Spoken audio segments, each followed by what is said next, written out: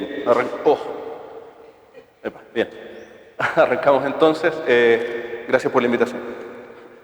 Entonces, el día de hoy voy a hablar un poco acerca del espacio de Anti de Sitter. Voy a partir caracterizando ese espacio, distintas propiedades de la geometría de Anti de Sitter. Luego voy a hablar acerca de campos en Anti de Sitter, campos clásicos en Anti de Sitter. Y en particular voy a motivar la presencia de la propagación de escalares sobre Anti de Sitter con reducciones dimensionales de una teoría que es supergravedad en d igual 11 y las perturbaciones de algunas de las soluciones de supergravedad en d igual 11.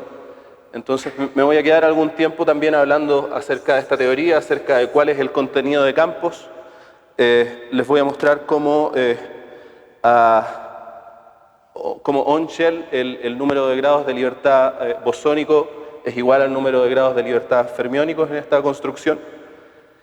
Bueno, luego voy a hablar de soluciones en esta teoría y, como les decía, de cómo algunas perturbaciones de esas soluciones que se van a encontrar en la literatura y que la gente usa mucho, perturbaciones de esas soluciones naturalmente llevan al estudio de campos escalares sobre Anti de Sitter y en una familia particular de perturbaciones uno llega a campos escalares que tienen masa al cuadrado negativa, propagándose sobre Anti de Sitter. Entonces voy a usar este setup para hacer este estudio de campos escalares con m cuadrado negativo sobre Anti de Sitter, algo que desde la perspectiva de espacio plano parece mal definido. ¿Okay? Pero voy a mostrar cómo sobre Anti de Sitter, debido a la curvatura que tiene este espacio, uno puede definir un funcional de energía para campos escalares que está definido positivo, prescribiendo ciertas condiciones de contorno, incluso cuando m cuadrado es negativo. Voy a derivar una cota, probablemente no alcance a llegar ahí hoy, tal vez sí.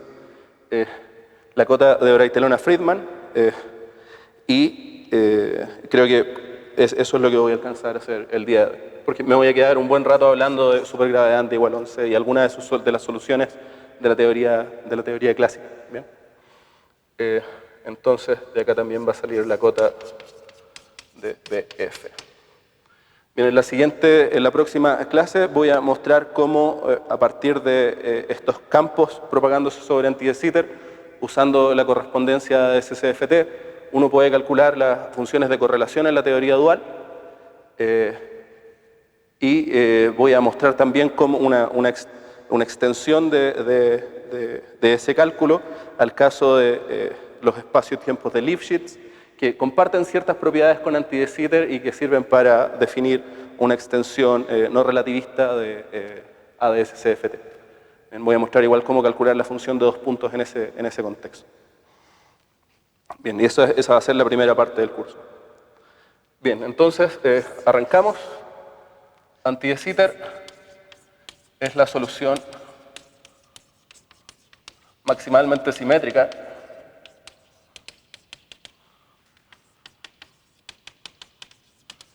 de las ecuaciones de Einstein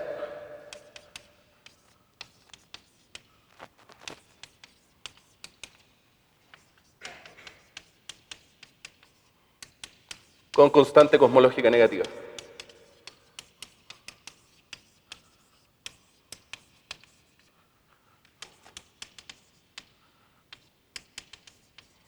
Por lo tanto, desde el punto de vista gravitacional es natural estudiar este espacio, las ecuaciones de Einstein con constante cosmológica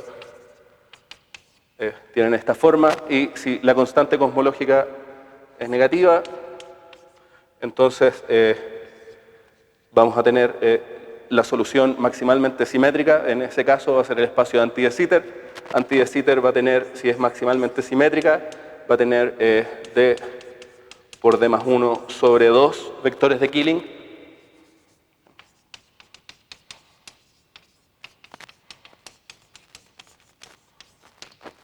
Ese es el número de vectores de Killing que tiene un espacio maximalmente simétrico en dimensión d. Y eso. Bien, este espacio, dado que es maximalmente simétrico,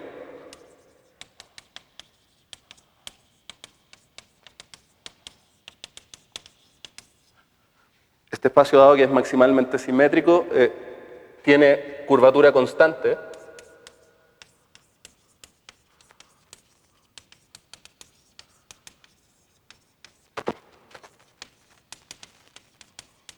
Y cuando uno dice que tiene curvatura de Riemann constante, se refiere a que el tensor de Riemann tiene la siguiente estructura.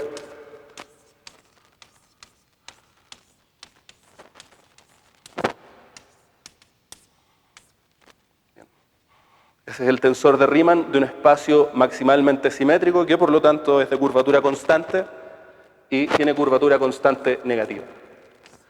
Este número que está aquí es la curvatura y L es el radio de curvatura del espacio.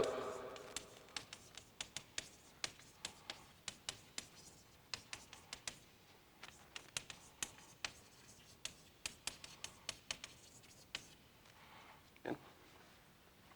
Esta combinación de deltas se puede usar para definir una delta de Kronecker generalizada con dos índices arriba y dos índices abajo.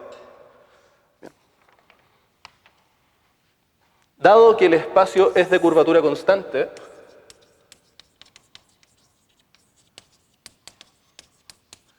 este espacio-tiempo también va a ser conformalmente plano.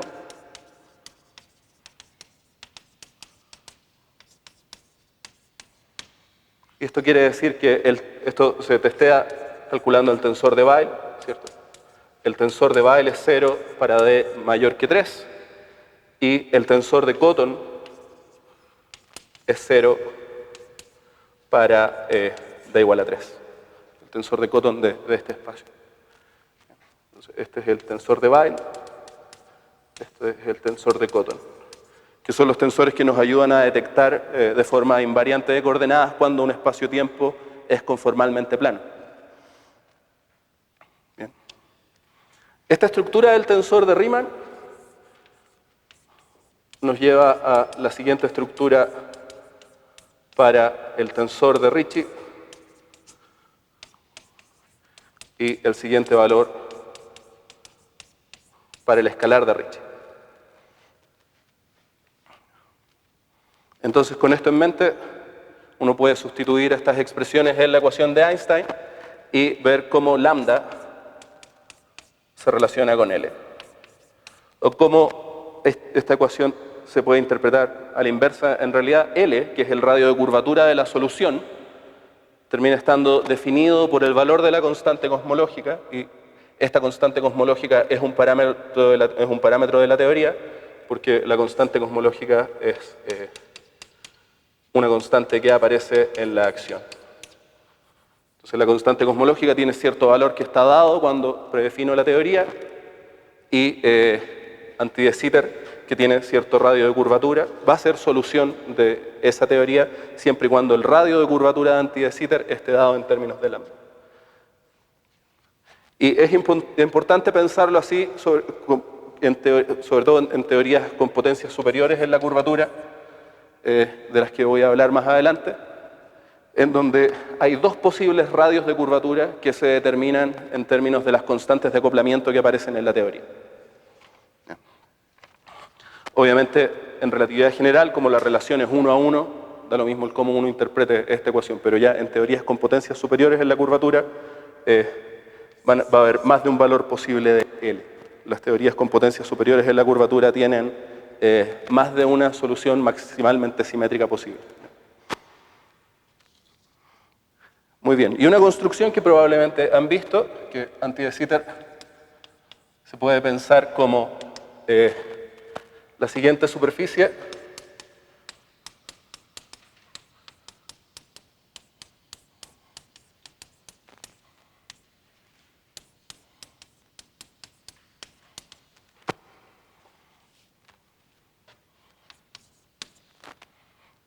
como esta superficie embebida en un espacio plano, en una métrica plana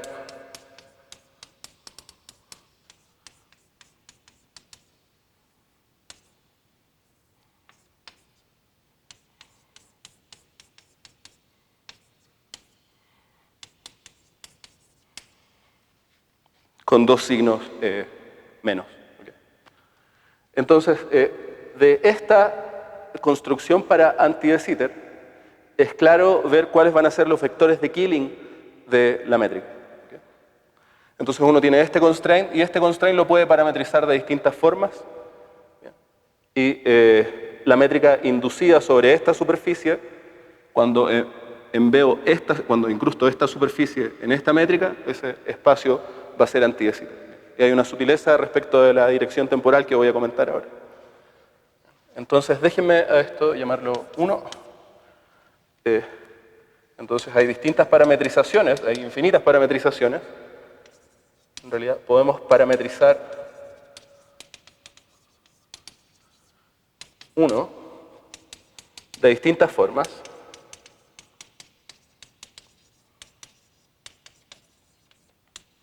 Y las distintas parametrizaciones van a estar relacionadas por cambios de coordenadas. Una vez que estudie la métrica, una vez que tenga la métrica inducida sobre esta superficie. Bien. Y esas distintas parametrizaciones pueden o no cubrir todo el espacio-tiempo. Podrían o no cubrir todo el espacio-tiempo, como voy a comentar ahora. Entonces, una que va a ser particularmente relevante para lo que vamos a hacer es la parametrización. Déjenme decirle planar, que en particular es una parametrización racional y que tiene la siguiente forma. ¿Se alcanza a ver esto, no? ¿Sí? ¿Sale? Ya. Puedo escribir acá entonces. Entonces la parametrización racional tiene la siguiente forma. X0, y me voy a concentrar en D igual 3. Okay. Como tarea pueden extender esta parametrización a anti-de Sitter D. Entonces tenemos Z sobre 2. 1 más 1 más X cuadrado menos T cuadrado sobre Z cuadrado. X1 igual a T sobre Z. X2 igual a X sobre Z. Y finalmente X D más 1 igual a Z sobre 2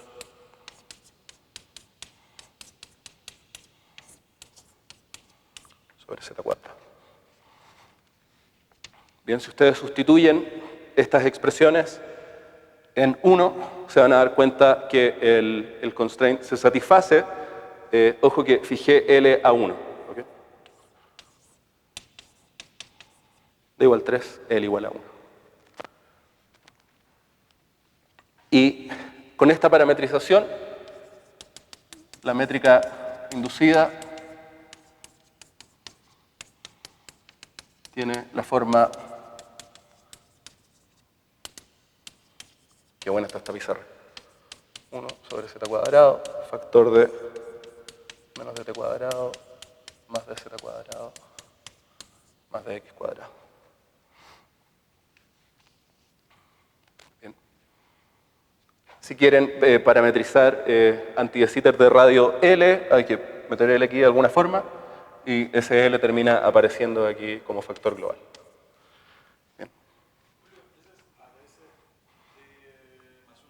Este es ADS-D, porque ahí están las D direcciones. ¿Sí?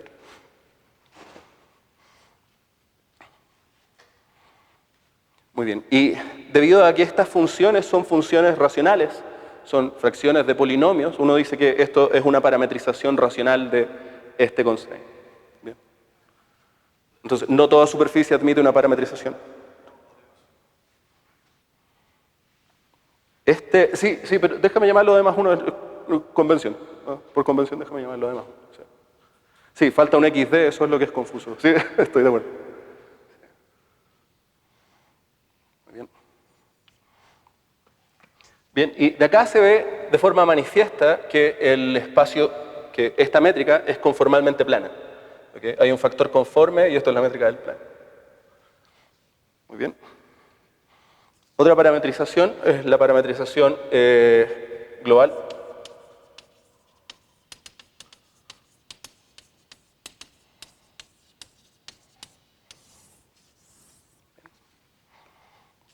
Y la parametrización global tiene la siguiente forma. X0 es coseno hiperbólico de ρ. Coseno de tau.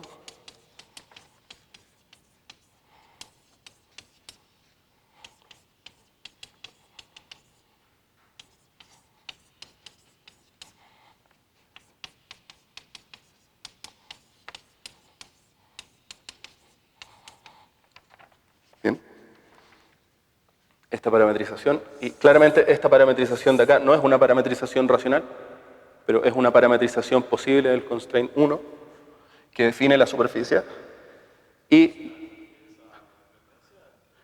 no, racional en el sentido de que una parametrización racional se define como una parametrización de una superficie en donde las funciones son funciones racionales, fracciones de polinomios. Y eso no siempre existe para una superficie. Entonces tenemos esta parametrización, que es la parametrización global, y la métrica inducida dada esta parametrización es...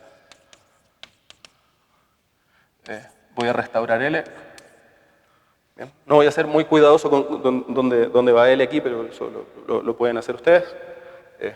Introducir L ahí.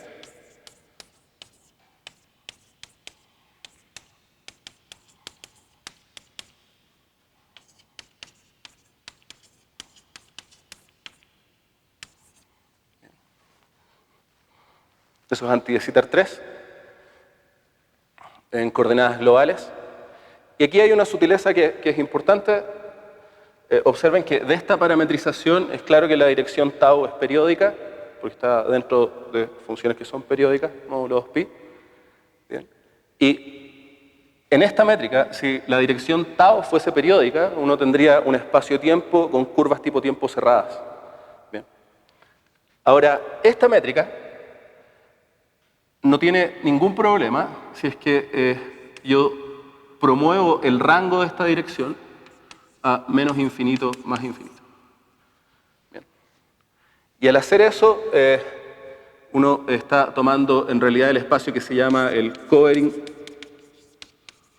de A10, pero que nos vamos a referir de ahora en adelante como cuando diga A10 en realidad me voy a estar refiriendo al covering A10, ¿okay? Al espacio que se obtiene al desenrollar esta dirección.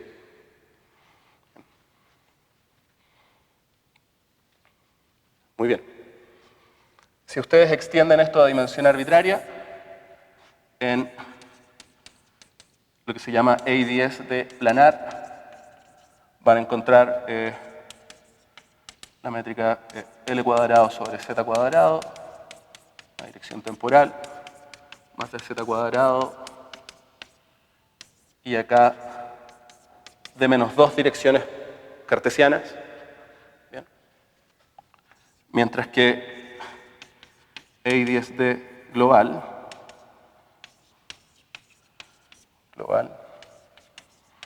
ojo que es la misma, hay un cambio de coordenadas que lleva de una métrica a otra, pero el cambio de coordenadas no mapea toda la región que cubre todo el espacio-tiempo que cubre este conjunto de coordenadas a el espacio-tiempo que cubre este conjunto de coordenadas. Voy a mostrar que este conjunto de coordenadas cubre solo un espacio, una parte del espacio-tiempo.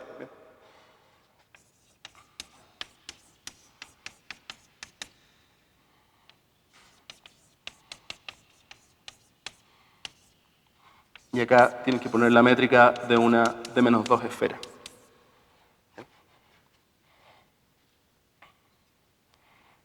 Acá por los nombres que di parece que fueran espacios-tiempos distintos, pero no lo son.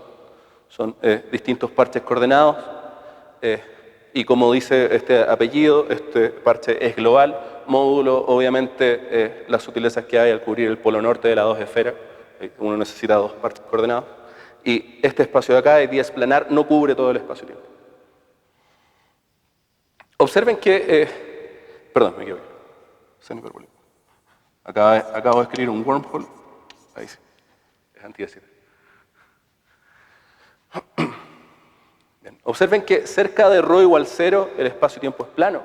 Cerca de ρ igual 0 esto va como 1. Cerca de ρ igual 0 esto va como ρ cuadrado. Así que cerca del origen, ρ igual 0, el espacio-tiempo es plano y el efecto de la curvatura se nota a medida que me voy alejando de ρ igual 0. Y eso tiene relevancia para la propagación de los campos. Si uno tiene un campo propagándose sobre anti de Sitter y estudia el comportamiento, los posibles comportamientos del campo cerca del origen, va a ver que esos dos posibles comportamientos son iguales a los dos posibles comportamientos que tiene un campo moviéndose en un disco, cerca del centro. Entonces habrá una rama que diverge y una rama que es finita. Eso nos va a ayudar a imponer condiciones de contorno en ese caso. Muy bien.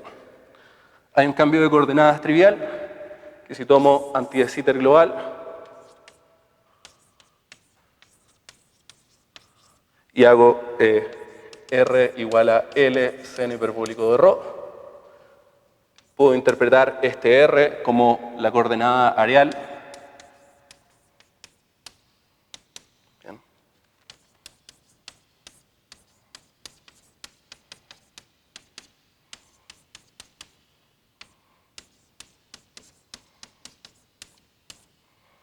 Entonces, ese R es como una coordenada tipo Schwarzschild, es la coordenada areal que permite, que parametriza los volúmenes de estas esferas.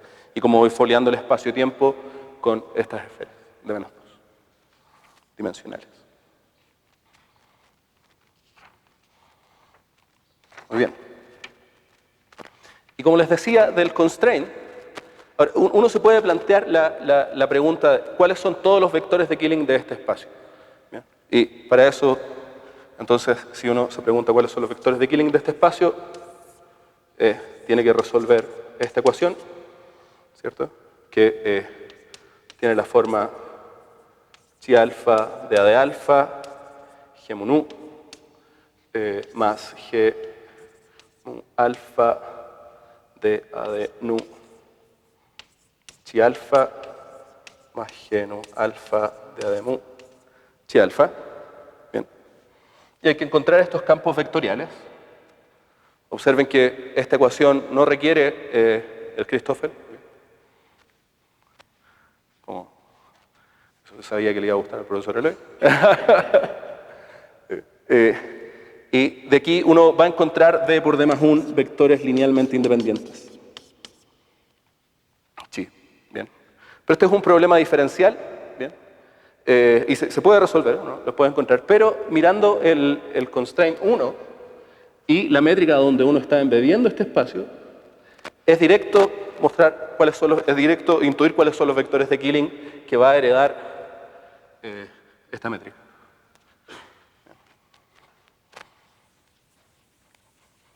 Porque ambos, el constraint 1 y la métrica planar con dos signos menos, son invariantes bajo rotaciones en estas direcciones, bajo una rotación en estas dos direcciones, bajo boost en estos pares y bajo boost en estos pares de acá también. ¿Bien? Entonces, de 1 y 2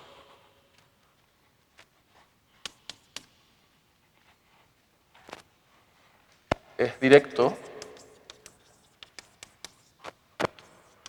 construir los vectores de Killing.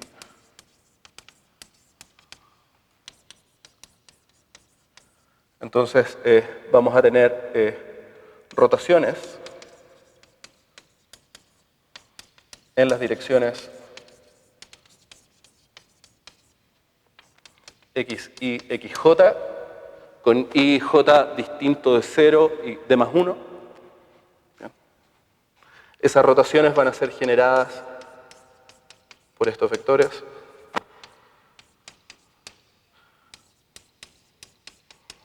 Bien.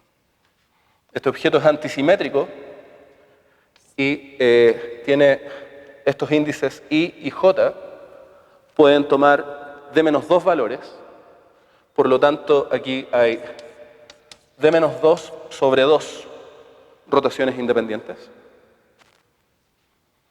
Perdón, d menos 1 sobre 2. Pueden tomar d menos 1 valores. Aquí hay d menos 1 direcciones. Está también la rotación entre las dos direcciones temporales.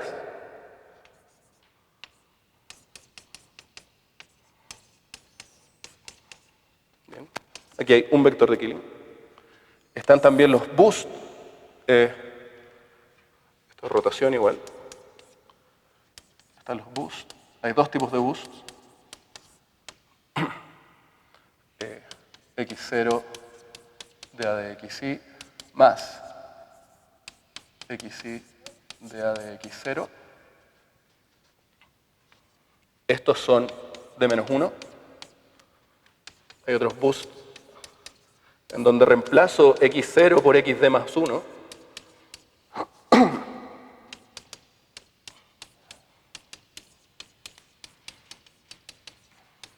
Hay de menos 1 de estos también.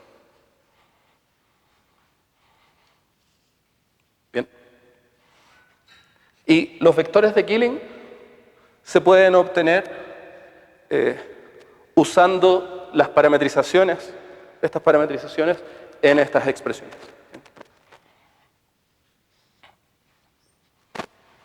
Si uno cuenta este número si uno parametriza estos vectores de Killing con dos índices antisimétricos,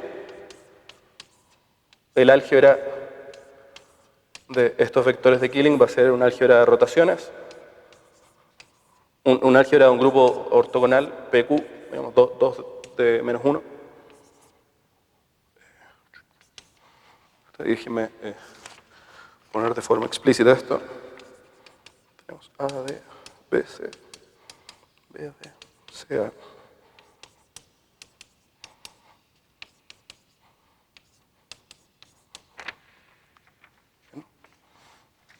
Entonces, es natural organizar estos campos vectoriales con dos índices.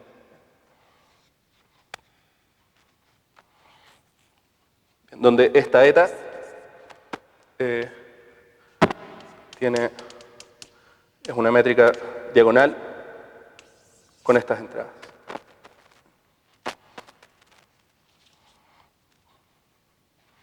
Y esta álgebra es el álgebra de SO de menos 1, 2.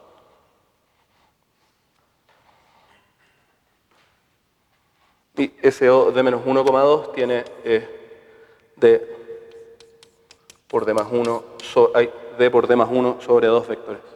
O sea, si ustedes suman este número con este número, con este número, con este número, les va a dar este número de vectores de Killing. Bien. Como habíamos anticipado, debido a que el espacio-tiempo es maximalmente simétrico. Bien. Este es el número de generadores que tiene esta álgebra. Es la dimensión del álgebra.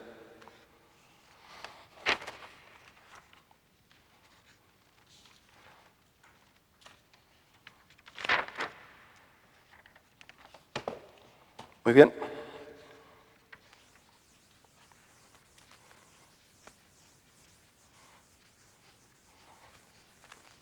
Entonces ahora quiero hablar un poco de la estructura global de este espacio. Y eso se hace mirando el diagrama de Penrose, que es la compactificación conforme del espacio.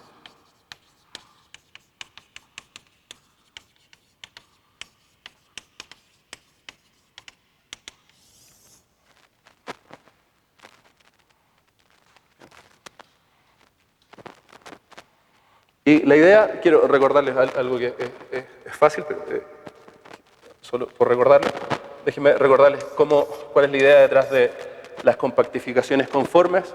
Supongan que ustedes tienen el plano y ustedes saben que la proyección estereográfica nos permite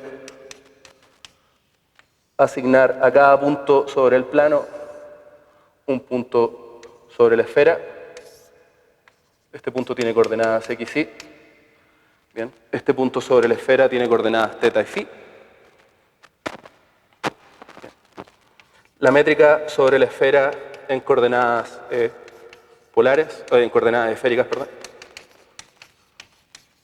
Es esta. esta es la métrica de la esfera de radio 1. Y si uno usa la relación entre xy con θ phi en la métrica de la esfera, obtiene, ojo que todavía estoy en la esfera, si es la esfera de radio 1, uno obtiene esta métrica. Bien. Toda métrica bidimensional es conformalmente plana, por lo tanto no es una sorpresa de que hayamos encontrado un conjunto de coordenadas sobre la esfera, en donde la esfera se vea manifiestamente conformalmente plana. Pero la extensión de este set coordenado sobre la D esfera es natural, porque basta agregar direcciones planares acá y direcciones planares acá, si quiero ir a la esfera en más dimensiones. Bien. Entonces ahora yo puedo leer esta relación, puedo invertir esta relación, y no voy a escribir la forma precisa,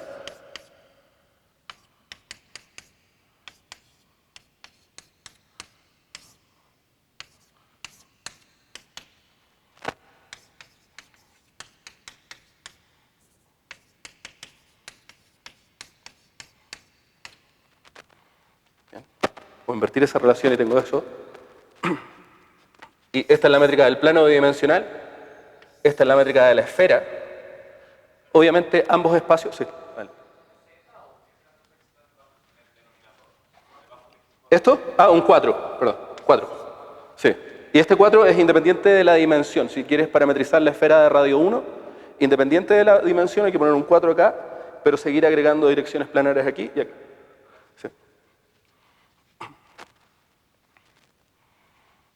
Entonces esto muestra que hay un cambio de coordenadas que me permite escribir la métrica del plano como un factor conforme por la métrica de la esfera, pero obviamente aquí tiene que haber algo raro porque estos dos espacios no tienen la misma topología. La esfera es compacta, el espacio plano bidimensional no es compacto. Pero esto es lo que está detrás de una compactificación conforme. La métrica del espacio no compacto la logro escribir como un factor conforme por la métrica de un espacio compacto. Bien. El polo norte, ustedes saben que en la proyección estereográfica el polo norte no entra en el mapeo, ¿bien? Pero ahora yo puedo decidir agregar en esta esfera el polo norte. Y cuando agrego en esta esfera el polo norte, defino como ese espacio la compactificación conforme del espacio original. Bien. Y debido a que el infinito, esta distancia infinita, este factor conforme diverge cuando x e y tienden a infinito.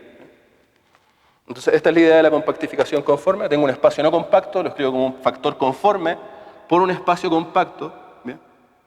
Por la métrica de un espacio compacto, pero este cambio está bien definido en todas partes salvo en un punto, pero yo agrego ese punto y digo que eso es la compactificación conforme del espacio.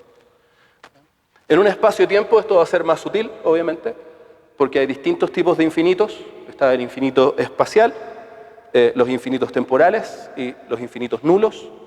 Bien. Pero esta es la idea que hay detrás de la compactificación conforme.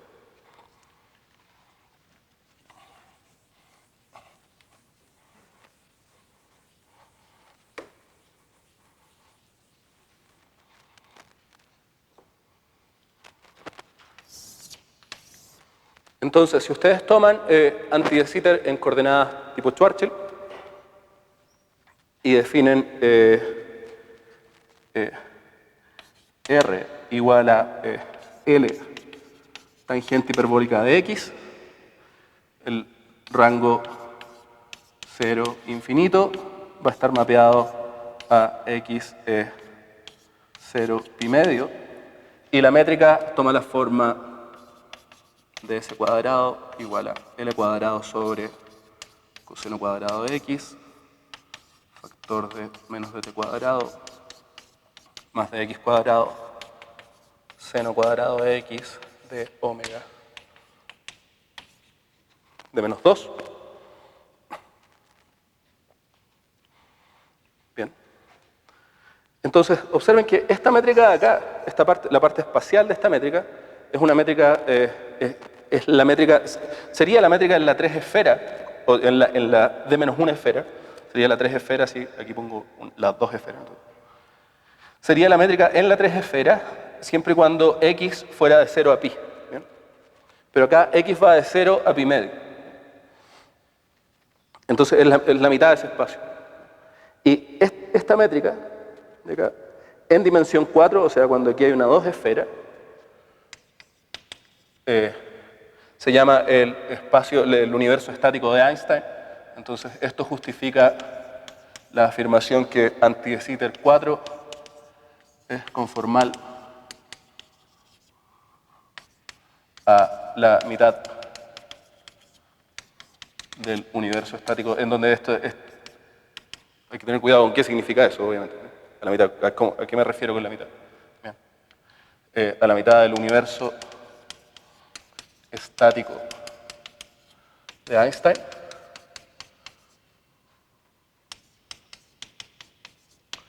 El universo estático de Einstein es solución a relatividad general con lambda positivo y un fluido con P igual a 0, con presión nula y una densidad de energía que es proporcional a la constante cosmológica. Bien. Y esto es un universo estático, si ustedes piensan en el ansatz de Friedman-Robertson-Walker, esta es la dirección temporal, y este espacio de acá es de curvatura constante, por lo tanto el factor de escala debería ir aquí adelante, pero el factor de escala es constante. Así que es el universo estático de Einstein. Anti de Sitter es conformal al universo estático de Einstein. A la mitad del universo estático de Einstein, porque esta dirección en anti de Sitter va entre 0 y pi medio. Bien. Entonces, esto nos motiva a dibujar el siguiente cilindro. Sí.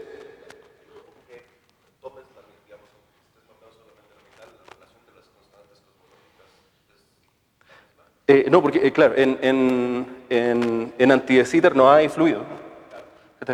Eso. Claro, lo que pasa es que solo esta parte de acá, si quieres que esta métrica sea solución de las ecuaciones de Einstein, necesitas lambda positivo y polvo. Bien. La lambda que da solución a eso, ¿cómo se relaciona con la lambda que tenías en la DS4?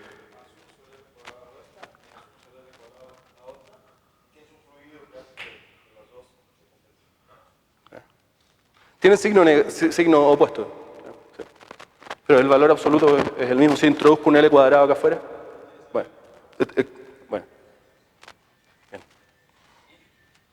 Vale. Bien. Entonces, pregúntele, suena el celular. Entonces, esto nos motiva a dibujar el siguiente cilindro.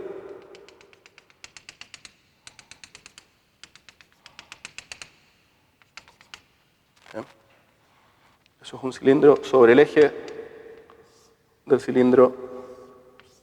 Está x igual 0.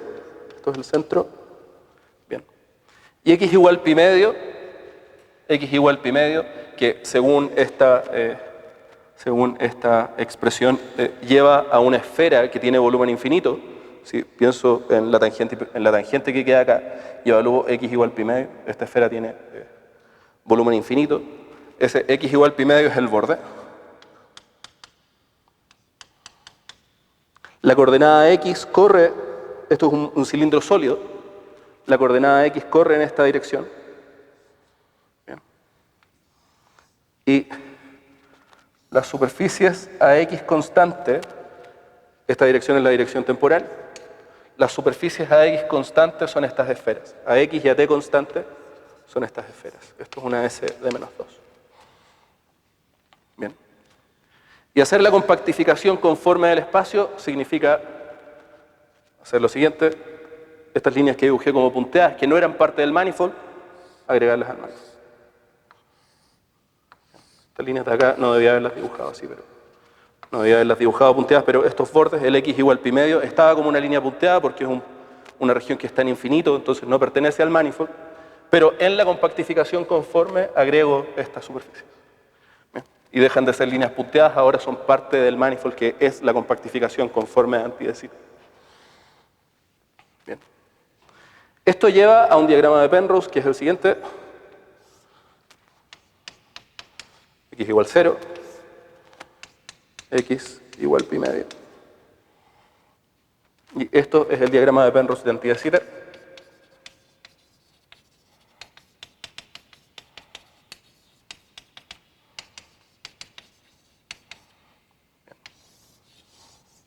En este diagrama, este es el borde que lo agregué al manifold. Este es el origen, el centro. Bien. Y los rayos que viajan, los rayos de luz, viajan en este diagrama en curvas de 45 grados.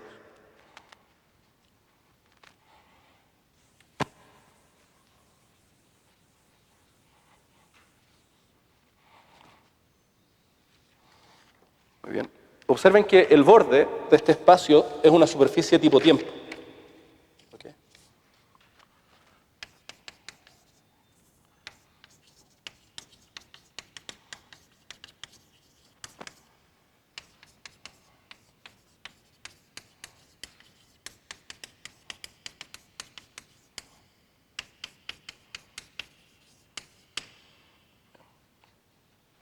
Es esta superficie.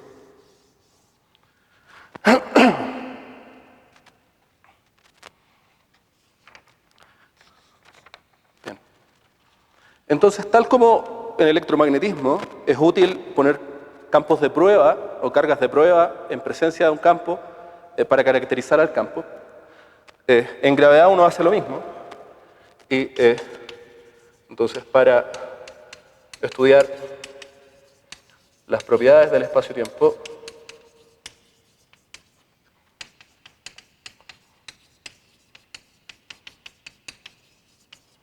es útil usar partículas de prueba, tal como en electro.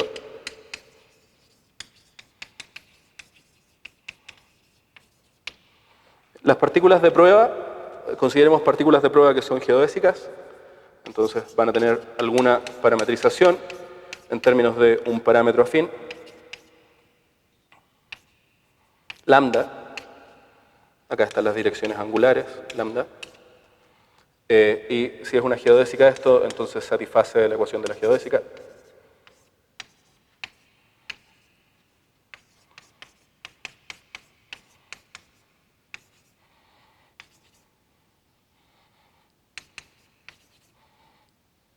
Y si es un parámetro afín, al lado derecho tenemos 0. Bien. Entonces uno puede estudiar, caracterizar las propiedades de la métrica mediante partículas de prueba propagándose sobre este espacio. Este espacio tiene suficientes simetrías como para llevar a ecuaciones geodésicas que son separables. Uno puede integrar el problema geodésico completo en este espacio.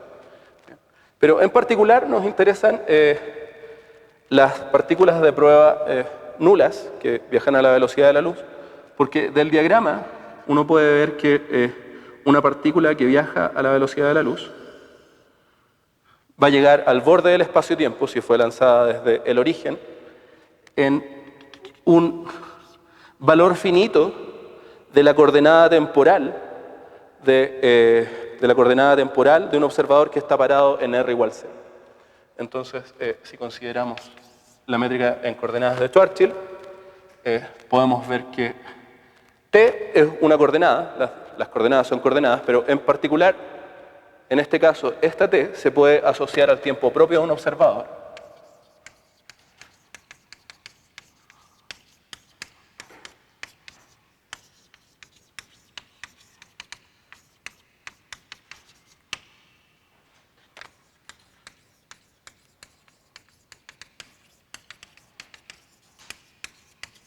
Propio de un observador parado en R igual 0. El observador está parado en R igual 0 y resulta que este observador es geodésico. En este espacio, este observador resulta geodésico.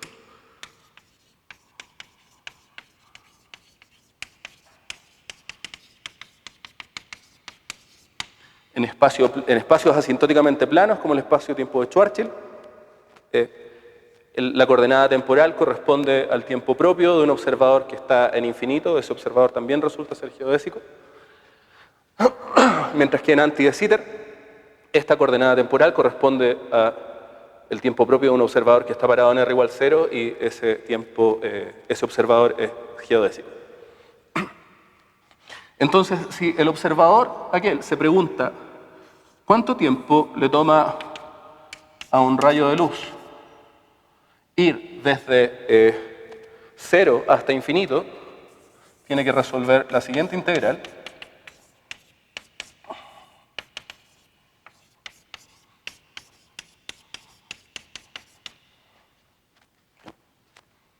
Eso viene este es el tiempo que le toma a un fotón que viaja radialmente llegar desde 0 a infinito.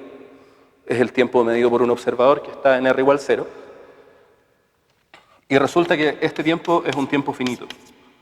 Es pi medio L.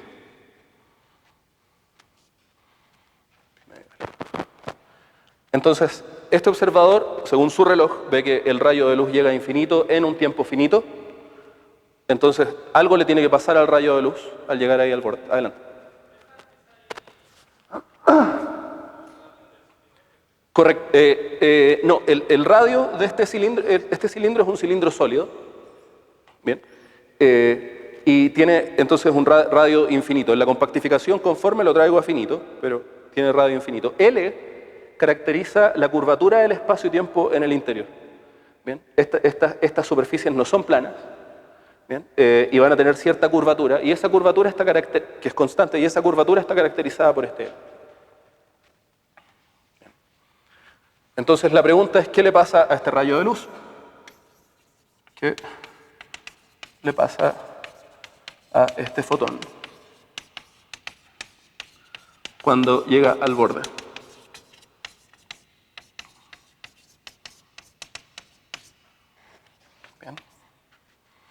En un espacio asintóticamente plano uno no se topa con este problema y puede definir claramente lo que es radiación outgoing, radiación que se va. Bien. Pero en este caso el fotón llega al borde en un tiempo finito. Entonces tenemos que prescribir alguna condición de contorno para este problema. Bien. Tenemos que decir qué le pasa al fotón cuando llega acá. Entonces hay distintas cosas que uno puede hacer. Uno puede poner un detector ahí y que el fotón desaparezca, que sea absorbido por el detector. ¿Bien? Pero eso es introducir un elemento extra externo. ¿Bien?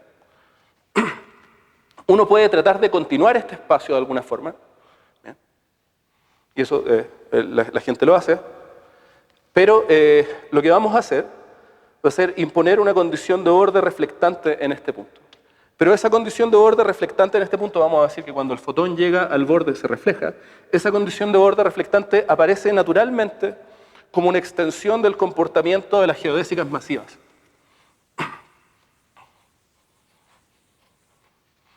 Entonces, si uno está en anti-de Sitter y considera ahora no fotones, pero geodésicas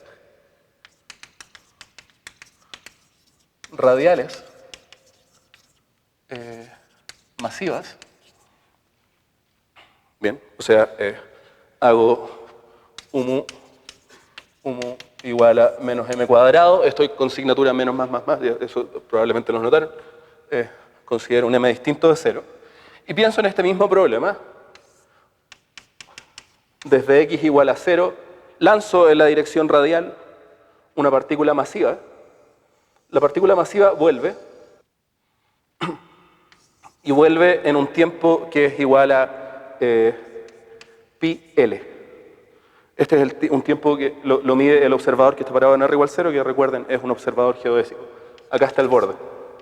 X igual pi medio, que es la compactificación conforme es parte del espacio.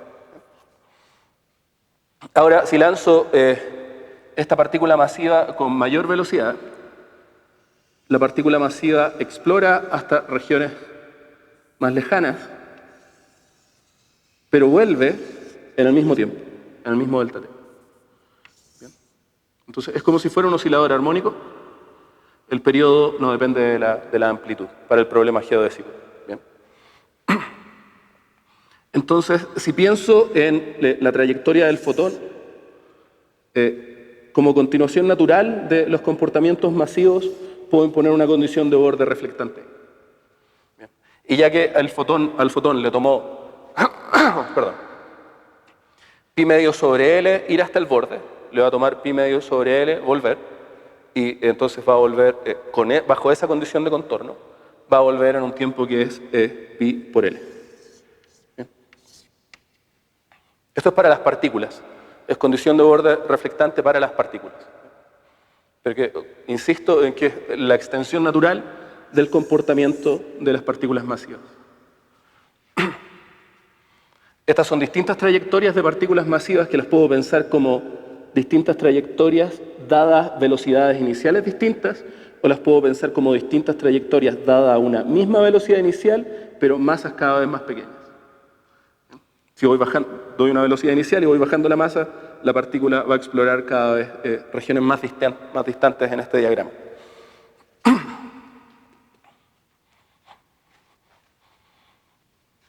Muy bien.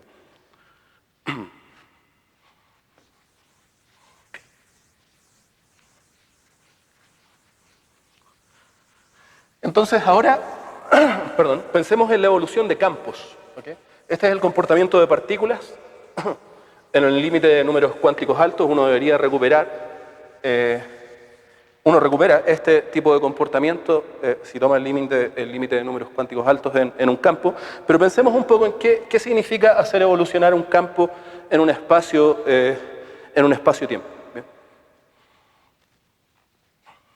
Entonces ya sabemos cómo evolucionan las partículas, veamos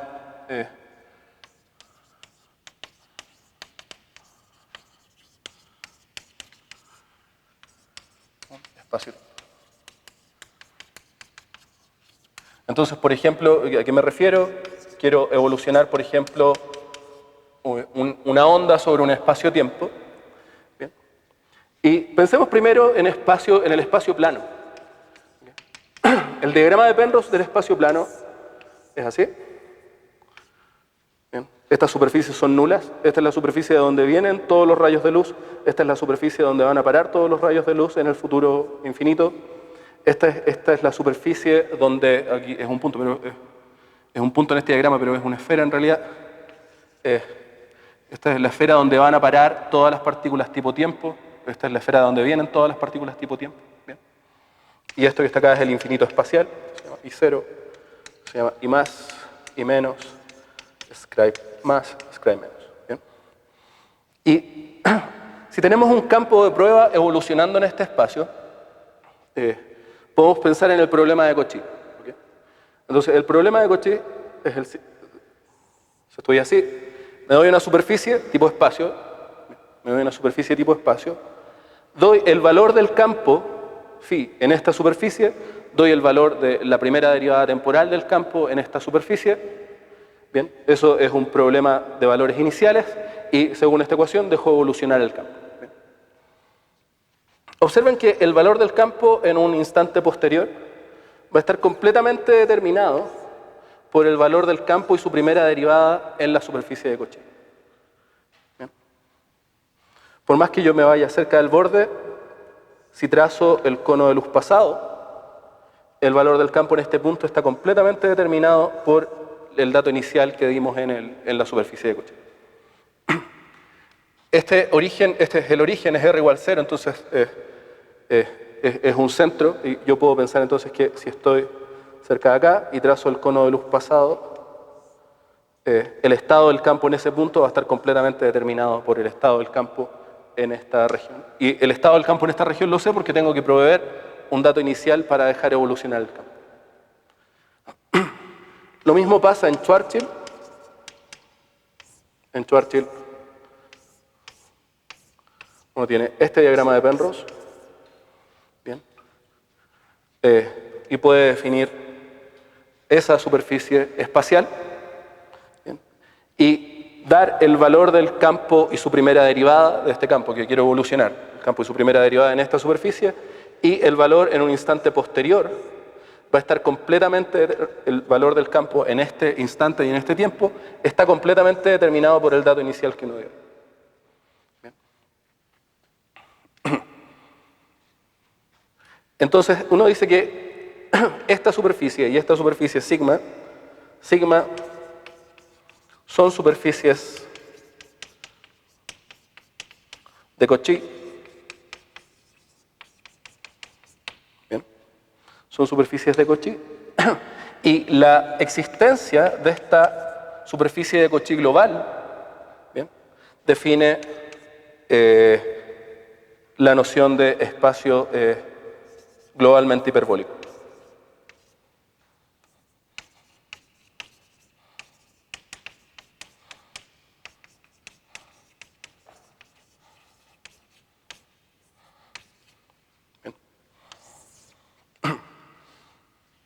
En anti de Sitter tenemos un problema.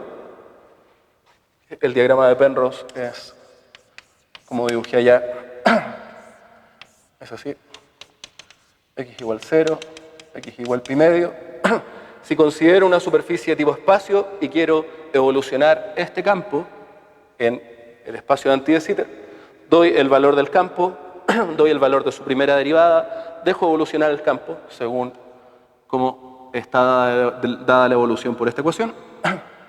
Y, por ejemplo, si quiero saber cuál es el valor del campo en ese instante y en ese punto en el espacio-tiempo, trazo el cono de luz pasado y el estado del campo en este evento va a estar caracterizado completamente por el estado del campo en el dato inicial. Pero si me acerco al borde, por ejemplo, este punto, y trazo el cono de luz pasado, el cono de luz pasado intersecta el borde. Entonces, el valor del campo, el valor del dato inicial, la forma del dato inicial, bien, que di en esta superficie, no va a determinar unívocamente el valor del campo en este punto. Entonces, para poder dar uno quiere definir una evolución unívoca, para poder dar una evolución unívoca del campo, además de dar un dato inicial, necesitamos prescribir una condición de contorno. ¿Okay? Para el campo sobre esta superficie, sobre el borde. ¿Bien? Entonces, el problema de valores iniciales, el problema de Cauchy en ADS es un, déjeme escribirlo en inglés, Initial Boundary Value Problem.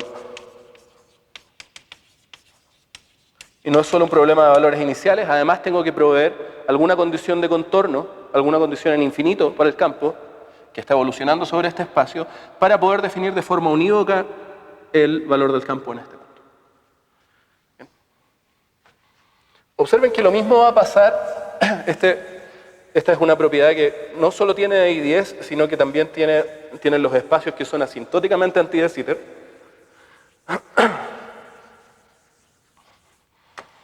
Por ejemplo, Schwarzschild ADS que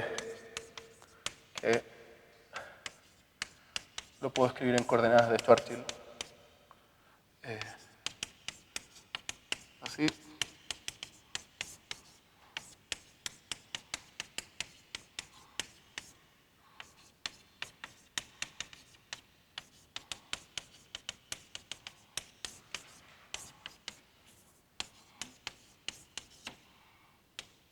Escribí Schwarzschild ADS 4. Bien. Esta es la métrica de Schwarzschild ADS 4. Esta métrica tiene un horizonte que está en R igual R más. R más es una constante de integración. Bien. Todo este número se relaciona con el contenido energético que hay en el espacio-tiempo, con la masa del agujero negro. Bien. Y el diagrama de Penrose de este espacio, probablemente lo han visto, tiene esta forma. Entonces hay que hacer la extensión maximal y después compactificar eso. Y uno obtiene este diagrama. Si doy una superficie tipo espacio, de nuevo voy a tener que el valor del campo que esté evolucionando dentro de este espacio va a estar completamente determinado en este punto por el dato inicial, mientras que si me acerco al borde, voy a necesitar, para definir el valor del campo aquí, prescribir una condición de contorno. Bien.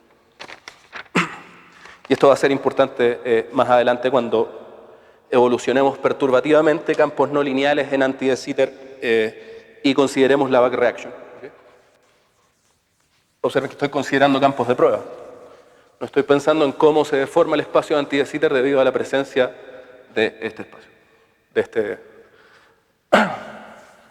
de ese campo. Bien, y respecto a ese punto, esto es un campo de prueba. Y bien, uno puede estudiar campos de prueba y quedarse con eso, pero la back reaction, uno sabe que ese campo de prueba tiene un contenido energético, entonces en algún límite, esa energía va a deformar el espacio-tiempo. Entonces déjenme mostrarles cómo el problema de teoría de perturbaciones naturalmente lleva a estudiar campos de prueba en anti-de Sitter, incluso si el setup original no tenía un campo de prueba. Bien, tenía un campo que gravitaba. Bien. Entonces, déjenme decir ahora, campos en anti-de Sitter desde la teoría de perturbaciones.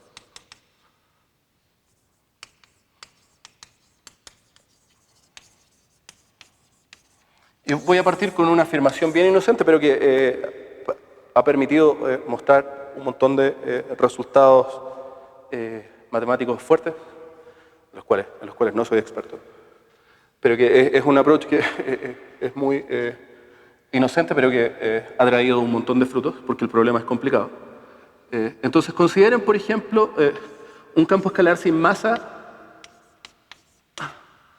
en anti-de Sitter en un espacio-tiempo, un campo escalar sin masa en un espacio-tiempo con constante cosmológica negativa, gravitando en el espacio-tiempo, y la dinámica de ese sistema compuesto está gobernada por las ecuaciones de Einstein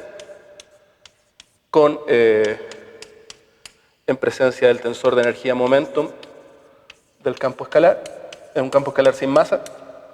Bien. Y la ecuación de Klein-Gordon, obviamente.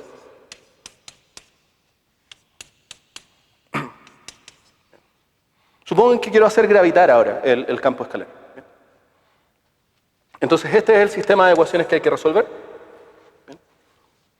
Pero este sistema de ecuaciones tiene una solución 1, que es G mun U igual a G mun U de anti-de Sitter 4 de radio L y campo escalar igual a 0, obviamente. Bien. Esta configuración es solución de estas ecuaciones. Y ahora yo me puedo preguntar por la estabilidad de esta solución. ¿Qué pasa si perturbo esta solución? Bien.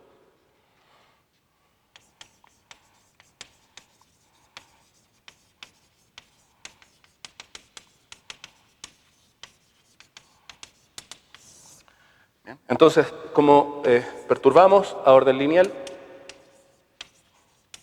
tomo la solución original, sumo una perturbación, tomo el campo original y le sumo una perturbación.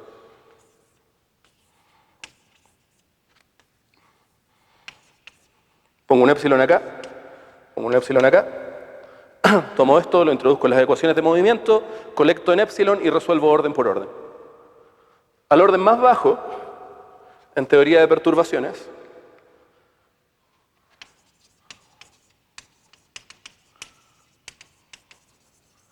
debido a que el tensor de energía momentum es cuadrático, al orden más bajo en teoría de perturbaciones, el problema que tengo que resolver para la dinámica de este campo phi es de esto que es una perturbación, ojo, que es una diferencia entre phi grande y phi chico, es el problema del campo escalar en anti-de Sitter.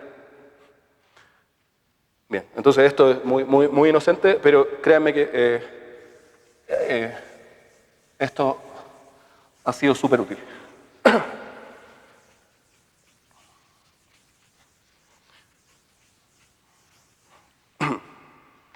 Muy bien. Entonces, ahora hagamos algo un poco menos, un poco menos inocente. Muy bien. Y tengo hasta las 11:30, estamos bien. Bien.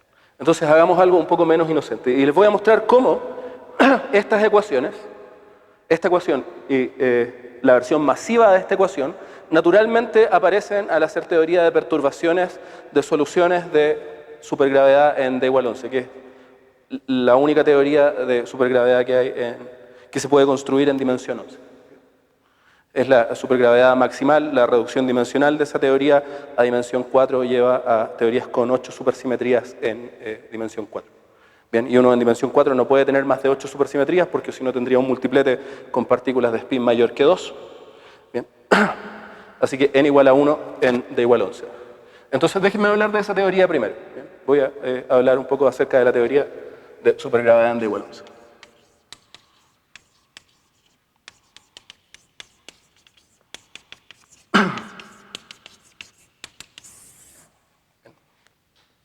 Entonces es una teoría de supergravedad, así que tienen que haber bosones y fermiones.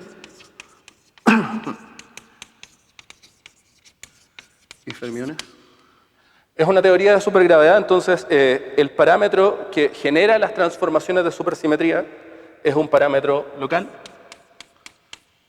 que depende del punto, es un parámetro espinorial, que depende del punto. Y habrá algún contenido de campos bosónicos y algún contenido de campos fermiónicos, pero on-shell, la supergravedad requiere que el número de grados de libertad bosónicos sea igual al número de grados de libertad fermiónicos.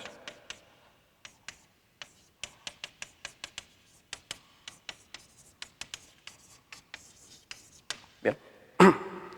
Entonces, las teorías de supergravedad son en particular interesantes porque tienen un comportamiento cuántico mejorado, las divergencias que se inducen en los loops, hay cancelaciones y hay casos incluso de los que ni siquiera es necesario renormalizar, sino que la teoría resulta ser finita a cierto orden en teoría de perturbaciones. Y es una teoría que incluye la gravedad, así que hay una chance de construir una teoría cuántica para la gravedad estudiando estas teorías.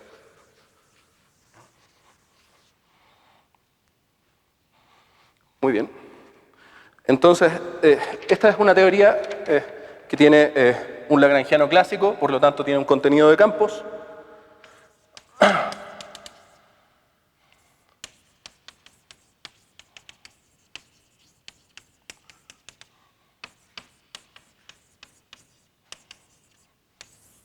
Bien. El contenido de campos es la métrica en dimensión 11. Déjenme usar estas letras para índices coordenados en dimensión 11. Bien. Y el otro campo bosónico que hay es una 3 forma.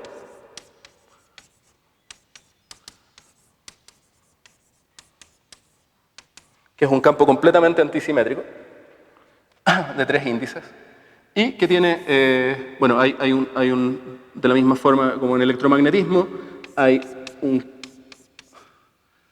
un field strength que se calcula antisimetrizando estas derivadas. Bien. Obviamente esto en el lenguaje de formas diferenciales lo vamos a escribir así. F4 es derivada exterior de A3. Y este es el contenido de campos bosónicos. ¿Bien? Entonces la teoría de supergravedad en D igual 11 es particularmente simple debido al contenido de grados de libertad bosónicos. Estos son los bosones. Y fermiones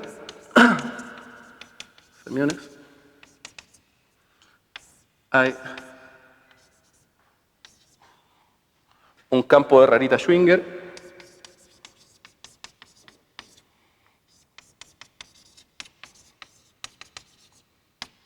bien, y que tiene un índice coordenado y un índice espinorial. Así que estos son 11 índices y este índice de acá es un índice espinorial. Los índices espinoriales en dimensión D van de 1 hasta D sobre 2. Estos en dimensión 11, para hacer esta construcción obviamente hay que tratar de usar los fermiones más simples que hay en dimensión 11. Los fermiones más simples que hay en dimensión 11 son espinores de Majorana, porque dada el álgebra de Clifford en dimensión 11 uno puede encontrar una representación real de esa álgebra. Es la parte de abajo, entonces esto es 32. Bien, hay que considerar es la parte. Bien. Es la parte entera, pero por abajo. Las matrices de Dirac en dimensión 11 son matrices de 32 por 32 que satisfacen el álgebra de Clifford en dimensión 11. Bien. Bien, este es el contenido de campos que tiene la teoría. Quería mostrar cómo se hace el conteo de grados de libertad de la P-forma y el conteo de grados de libertad del fermión, pero en honor al tiempo me voy a saltar esa parte. Bien. Pero créanme que si uno impone las ecuaciones de movimiento, el número de grados de libertad bosónicos va a ser igual al número de grados de libertad fermiónicos. Bien. Les voy a dar el resultado, pero no voy a decirles cómo llegar a esto. Usando las ecuaciones de Einstein, uno puede demostrar que el número de grados de libertad que hay acá es D por D menos 3 sobre 2. Esta, sí.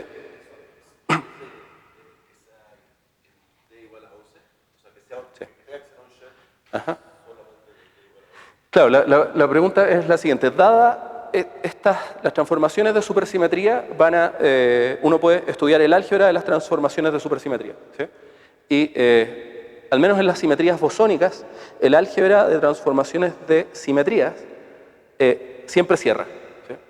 Ahora, la acción es invariante sin usar las ecuaciones de movimiento, pero cuando uno estudia la composición de dos transformaciones de supersimetría actuando sobre el fermión, se da cuenta que eso cierra en una de las transformaciones de simetría de la teoría, siempre y cuando uno use la ecuación del fermión.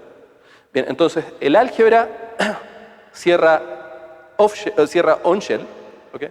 El álgebra cierra on-shell, pero ojo que la acción es invariante sin usar las ecuaciones de movimiento, porque si no es trampa.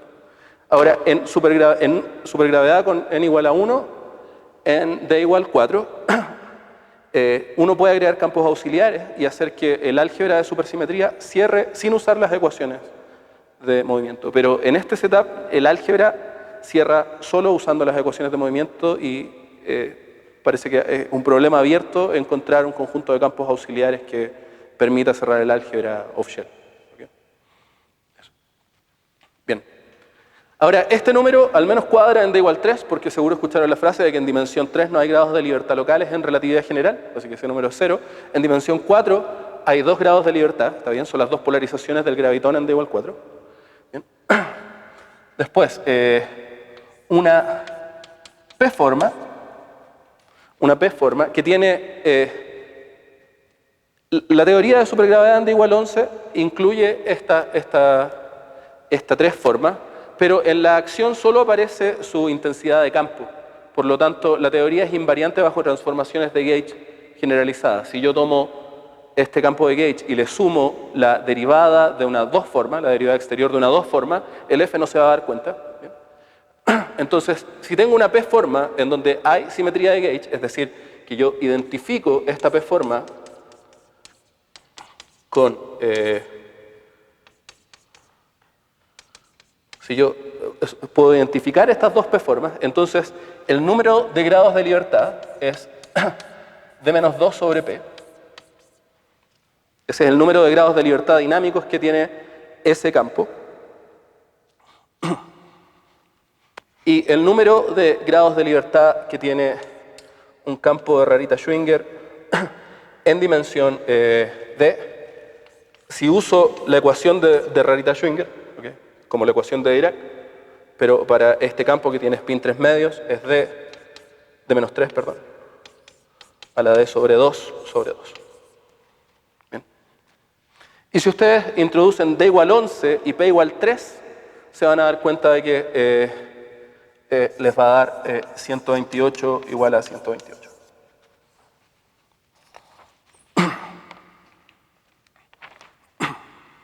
Bien, después les puedo contar cómo se hace el conteo de grados de libertad, que es particularmente simple si uno estudia el problema en espacio de momentos, en vez de el problema. Sí, se puede hacer a la hamiltoniana también, obviamente. Muy bien. Bien. Bien, entonces déjenme escribir esto es una teoría de campos. Es una teoría de campos clásicas, hay fermiones como campos clásicos, las componentes son variables de Grassmann, ¿okay? Pero son campos clásicos, así que hay ecuaciones de movimiento, y en particular, algo que van a ver, que a veces es un poco frustrante, pero tiene una razón de ser, es la frase olvidémonos de los fermiones. ¿Okay? Estudiemos la teoría bosónica. Entonces, hay una acción, uno varía la acción, tiene las ecuaciones de movimiento. Si toma la traza de las ecuaciones de Einstein y sustituye la traza de las ecuaciones de Einstein en las ecuaciones de Einstein, encuentra la siguiente ecuación. Entonces, las ecuaciones de movimiento o las ecuaciones de campo son RAB igual a 1/3 F A CDE FB CDE menos 1 sobre 36 delta AB F cuadrado, donde este F cuadrado significa lo obvio, significa FABCD, FABCD. ¿Okay? Muy bien. Esa es la ecuación de Einstein. Observen que no aparece el tensor de Einstein, pero bueno, tomamos la traza, sustituimos de vuelta y obtenemos esta ecuación. Y obviamente hay una ecuación para la 4 forma, para la 3 forma, que es el campo fundamental. ¿Bien? Y esa ecuación es igual a la ecuación de Maxwell. Bien. Esas son las ecuaciones de campo.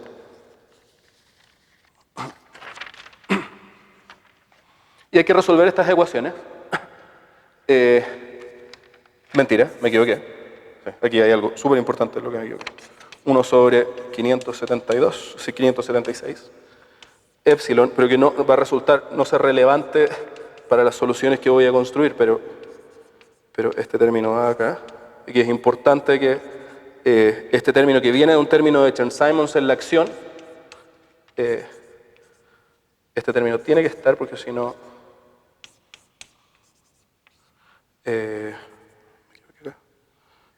8, está bien. FM5, M8. Esta es la ecuación de Maxwell. Bien, la ecuación de Einstein y la ecuación de Maxwell. Observen que la ecuación de Maxwell tiene este término del que me había olvidado. Este término viene de un término de Chern-Simons en la acción. La P-forma es abeliana. ¿Okay? La 4 forma es abeliana, no es una teoría de Gauge no abeliana para la 4 forma, pero la acción incluye en la acción hay un F cuadrado. Déjenme escribirlo con formas diferenciales. Esto es F dual F, porque el término de Chern-Simons es más fácil escribirlo así. Y después acá tengo F cuña A. Observen que esto es una 4 forma, producto exterior con una 4 forma, producto exterior con una 3 forma. Esto es una 11 forma. Y la acción tiene que ser una 11 forma porque estoy integrando en D igual 11. Bien. Esta es la parte de materia. Bien. Entonces, si bien aparece este término, observen que este objeto es el tensor de Levi-Civita, porque al lado izquierdo hay un tensor, así que esto tiene que ser el tensor, hay un raíz de G acá. Voy a ser un poco más preciso, si es que se confundieron alguna vez en dónde poner el raíz de G, les voy a decir cómo hacer esto. Es fácil, pero es fácil ver que esto es un tensor, porque al lado izquierdo tengo el tensor, así que si no, eso no cuadra. Bien. Esto es un término de Chern-Simons. Si bien aparece la 3 forma explícitamente en la acción, uno podría pensar entonces que la acción no es invariante bajo transformaciones de Gauge cuáles eran las transformaciones de Gauge. Tomo A3 y lo mando a A3 más derivada exterior de un chi2. Bien. Este término es trivialmente invariante bajo esta transformación porque la intensidad de campo, el F4, es la derivada exterior de la 3. Derivada exterior de derivada exterior es 0, así que el F no es sensible a este chi. Pero este término sí va a cambiar con chi, pero integro por partes y la acción cambia, la acción es invariante módulo un término de borde. ¿Bien? Los términos de Chern-Simons son así. Y ese término de Chern-Simons es necesario que esté ahí para que la acción sea invariante bajo transformaciones de supersimetría. ¿Bien? Muy bien, tengo esta teoría. Pero yo quería estudiar escalares en anti de Sitter, entonces acá de alguna forma tienen que emerger escalares. ¿Bien? Tienen que emerger campos escalares. Entonces, déjenme mostrar cómo uno puede hacer aparecer escalares en dimensión 4 o en dimensión menor a 11 haciendo reducción dimensional. Bien.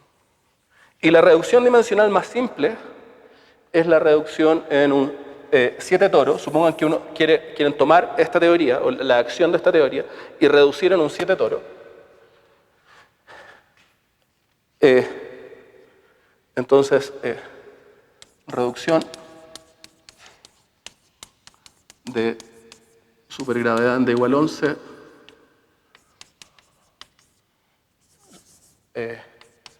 en T7. T7 es S1 por S1 por S1. Hay 7 de estas direcciones. Bien. A los índices, entonces voy a tener un manifold que va a ser M4 por T7. Bien. Por T7. Esto puede no ser un producto directo, es decir, pueden haber términos cruzados todavía. En la reducción dimensional general hay términos cruzados entre las coordenadas en este manifold y las coordenadas en el S1, por ejemplo, como en Kaluza-Klein. La reducción dimensional, para hacerla consistente, hay que tener cuidado y vamos a hacer la reducción dimensional completa. ¿Bien? Al menos en contenido de campos. Bien.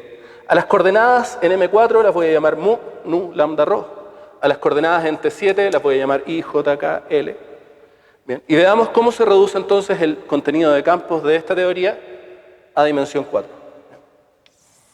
Entonces, si tengo una métrica en dimensión 11, esta métrica puede tener los dos índices en dimensión 4, puede tener un índice en dimensión 4 y este índice puede ser cualquiera de los 7 índices de los factores S1 y puedo tener también los dos índices en las direcciones S1. ¿Bien? Esto es una métrica en dimensión 4, así que hay 10 componentes, ¿bien? 4 por 4 más 1 sobre 2, 10 componentes, que son no estoy pensando en el número de grados de libertad dinámico, estoy pensando en el número de componentes. ¿Bien? Pero observen que de aquí es mejor decir métrica en D igual 4. Métrica en 4D. Observen que este índice I puede ser cualquiera de los 7 índices. Bien, entonces, este objeto, desde el punto de vista de transformaciones de coordenadas en M4, se comporta como 7 vectores. Bien, hay 7 vectores. Y este objeto de acá, desde el punto de vista de transformaciones de coordenadas en M4, que tienen jacobianos de la forma de x mu a de x tilde nu, si es que hago un cambio de coordenadas, estos jacobianos no le pegan a estas componentes. Este jacobiano le pega solo a ese índice y este jacobiano actúa sobre estos dos índices. ¿Bien? Pero este jacobiano no le pega a estos índices. Así que desde el punto de vista de dimensión 4, acá hay 7 por 7 más 1 sobre 2 escalares. Bien. Entonces, estos son 28. 28 escalares. Voy a mirar solo los bosones. Y bueno, acá ya hay escalares. ¿Bien? Ahí ya hay escalares. Desde el punto de vista de M4, voy a tener escalares. Ahora, no he dicho que este M4 tenga algo que ver con anti de Sitter, pero eso va a emerger naturalmente cuando estudiamos las soluciones. ¿Bien? Así que aquí ya hay escalares, hay vectores también. ¿Bien? Pero pensemos en la 3 forma. Entonces recuerden que en la 3 forma estos índices son antisimétricos. ¿Bien? Pero acá en M4 hay 4 índices, así que en principio yo puedo hacer mu nu lambda. Bien. Entonces esto es una 3 forma en dimensión 4.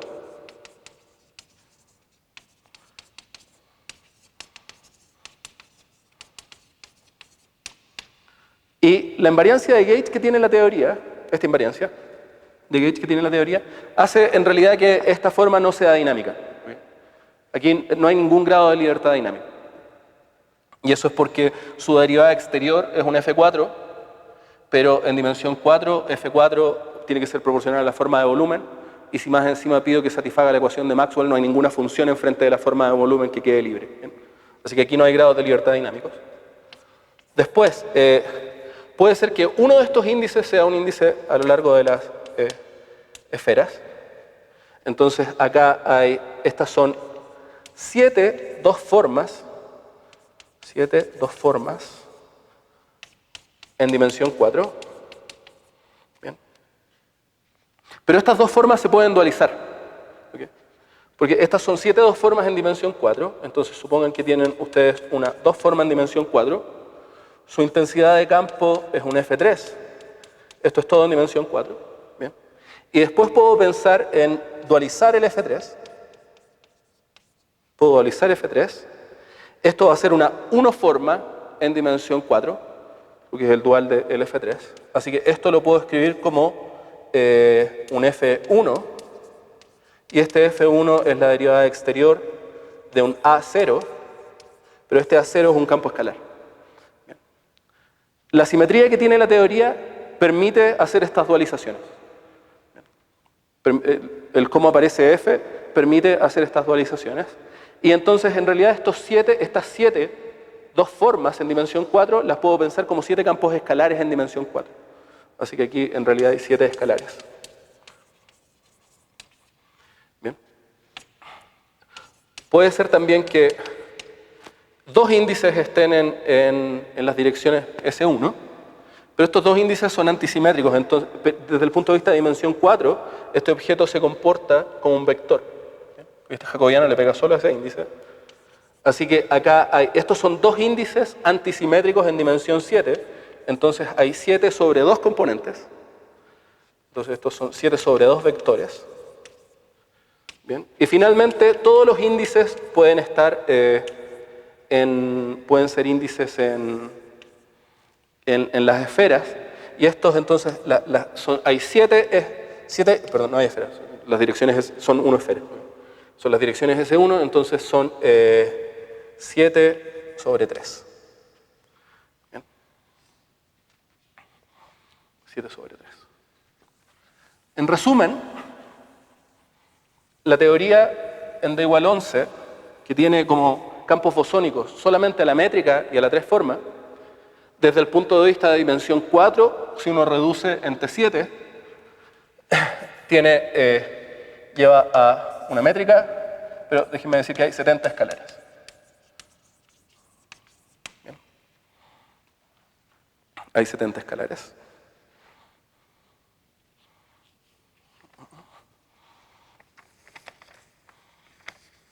Bueno, hay 70 escalares.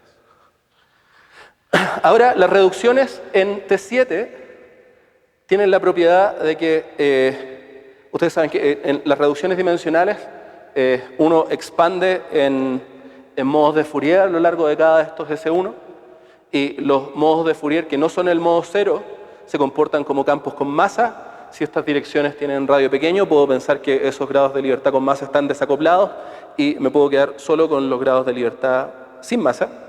Bien. Y resulta que en la compactificación en T7 los escalares no hay un potencial para los escalares. ¿Okay? Los escalares, estos escalares todos son escalares sin masa y sin potencial. Sin masa y no hay potencial. Bien. Así que si quiero hacer aparecer campos escalares con masa, sin considerar los modos de Fourier, porque el problema de considerar los modos de Fourier es que para poder tener una teoría consistente uno tiene que considerar toda la torre de modos de Fourier. No me puedo quedar solo con el modo massless y el primer modo de Fourier. Bien. La teoría es consistente solo si considero toda la torre. Bien. Pero si quiero tener campos de escalares con masa sin considerar modos de Fourier, entonces tengo que reducir en algo que no sea T7. Bien. Entonces, la reducción dimensional de esta teoría a dimensión 4, pero si reduzco en una 7 esfera, lleva a algo que se llama gauge supergravity. Hay un grupo de simetría local que es SO8, ¿bien? Y que este SO8 está relacionado con las isometrías que tiene el S7. ¿Bien? Y acá también hay 70 escalares. Pero estos escalares están acoplados mediante un potencial. ¿Okay? Mediante un potencial. Entonces hay un potencial que depende de estos 70 escalares. Bien. Y estudiando, por ejemplo, relatividad general con un campo escalar, con un potencial, uno se puede dar cuenta que naturalmente eso lleva a una solución de anti-de Sitter si es que el potencial tiene un extremo para algún valor del campo escalar y ese extremo es negativo. Bien. Eso se comporta como una constante cosmológica, lo voy a mostrar ahora con un poquito de detalle. Bien. Pero acá el problema es complicado porque este potencial depende de 70 escalares. Entonces hay que estudiar alguna versión simplificada de esto.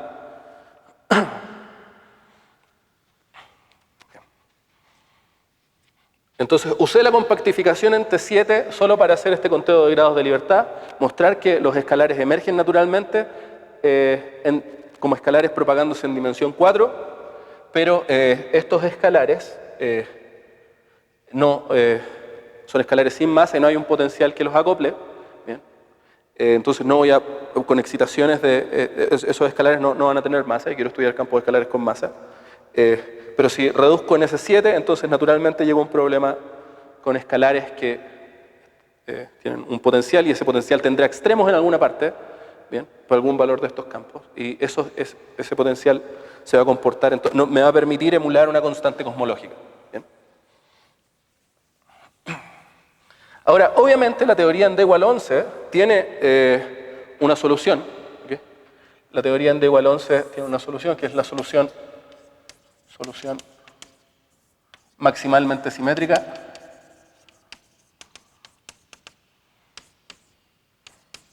y resulta ser maximalmente supersimétrica también. Bien. Que es apaga A y pon el espacio plano.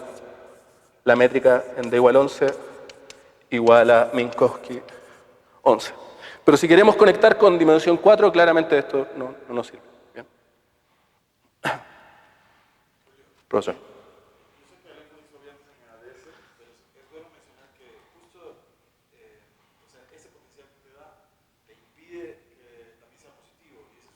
Buena. Buen plan, claro. Eso, claro. Dependiendo del signo que tome el potencial en el extremo, uno va a tener una constante cosmológica positiva, negativa o cero. Bien. Y si uno quiere conectar con el estado actual de la expansión del universo, esperaría una constante cosmológica positiva, pero eso no es posible sacarlo ahora. Y una pregunta natural es cómo hacer emerger un universo con constante cosmológica negativa en D igual 4 a partir de este setup, que es 32. Es 32, sí. Esto en D igual, este espacio maximalmente, esta configuración es maximalmente supersimétrica y es respetada por las 32 supersimétricas. Sí, eso. Este es maximalmente simétrico y maximalmente supersimétrico. Muy bien. Bien, entonces ahora vamos a buscar soluciones un poco más complicadas de esta teoría. Y quiero recordarles algo de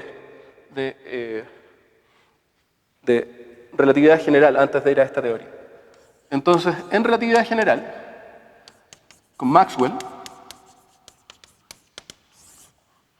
uno puede construir la siguiente familia de soluciones cargadas.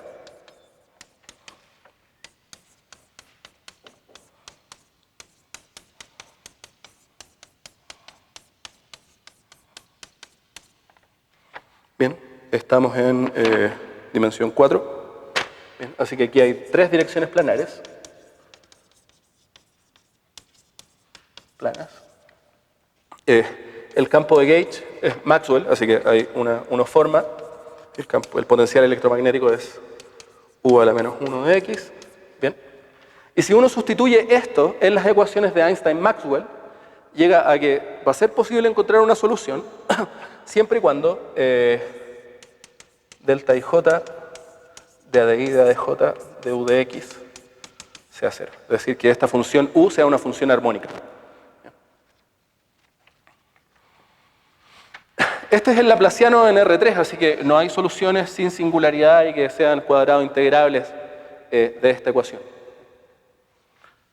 Entonces, vamos a tener que permitir soluciones U que tienen singularidad. Bien, pero va a ser claro cómo interpretar esas singularidades. Entonces, una solución... un punto que es súper importante aquí es que la ecuación que determina la solución es una ecuación lineal. Por lo tanto, uno puede superponer soluciones. Bien. Este ansatz, si bien las ecuaciones de Einstein son no lineales, este ansatz permite superponer soluciones. Bien. Esto se conoce como las soluciones de Majumdar-Papapedro.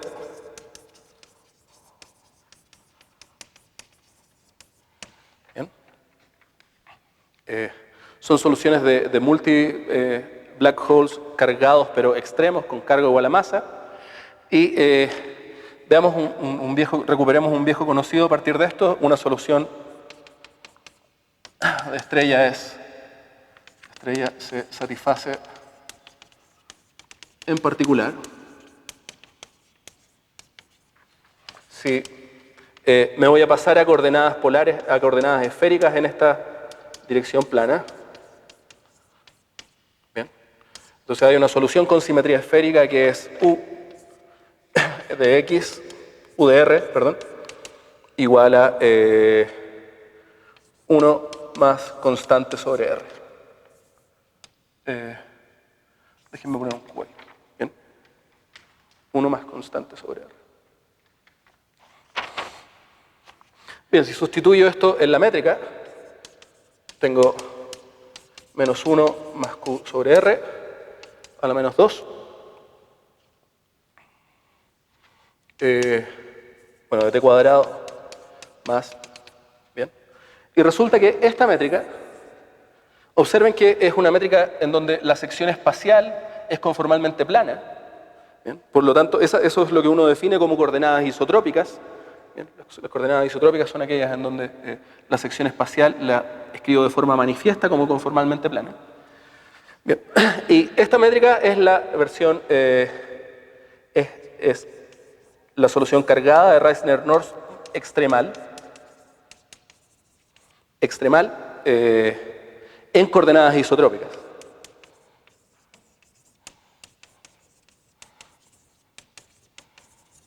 Es decir, que existe un cambio de coordenadas que me permite tomar esta métrica y escribirla en la forma f y 1 sobre f, tal que aquí uno tiene R tilde cuadrado. Bien. Esto es Schwarzschild, es Reissner-Nordström cargado con Q igual M. Bien. Pero esta métrica es la misma. Esta es la solución de un black hole extremo.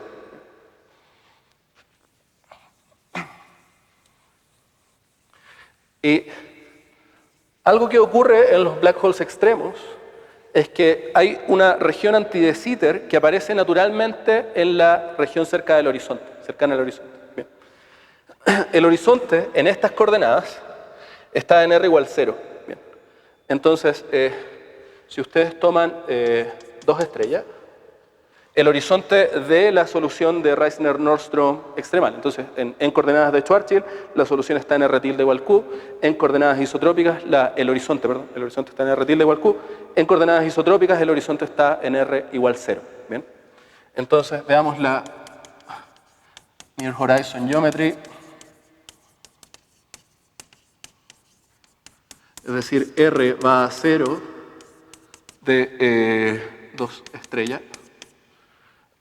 Bien, entonces de acá obtengo lo siguiente, de S cuadrado igual a menos R cuadrado sobre Q cuadrado de T cuadrado más Q cuadrado sobre R cuadrado de R cuadrado más Q cuadrado de omega 2 cuadrado.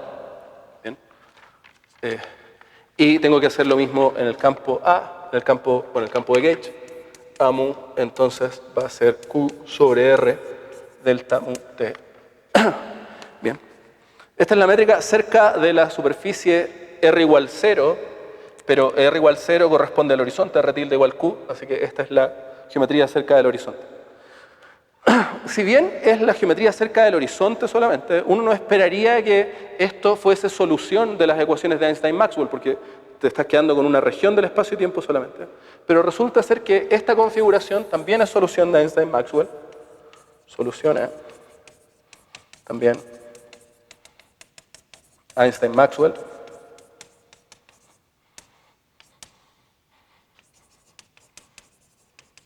Y es lo que se conoce como la solución de Bertotti-Robinson.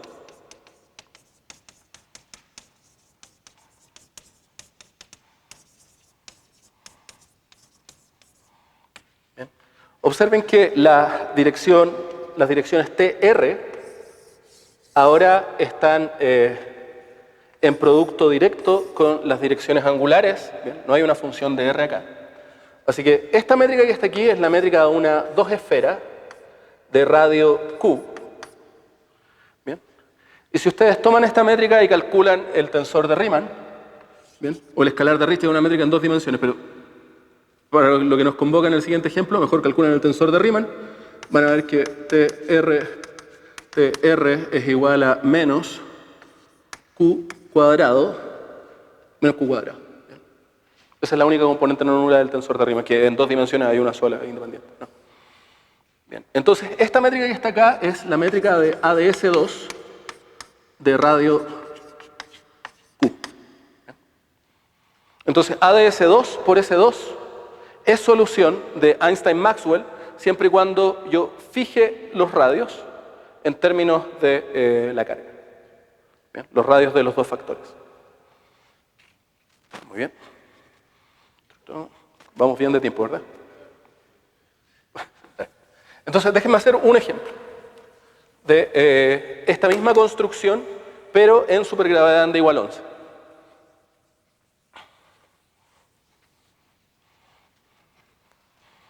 Entonces, hay dos configuraciones que son pero que es la misma idea. ¿Okay? Entonces, en sugra en d igual 11 podemos construir dos soluciones en el mismo espíritu. Dos soluciones que resultan ser supersimétricas también, en el mismo espíritu que Bertotti-Robinson y Mayundar-Papapetro, en el mismo espíritu. Y eso significa algo, ¿cierto? El mismo espíritu.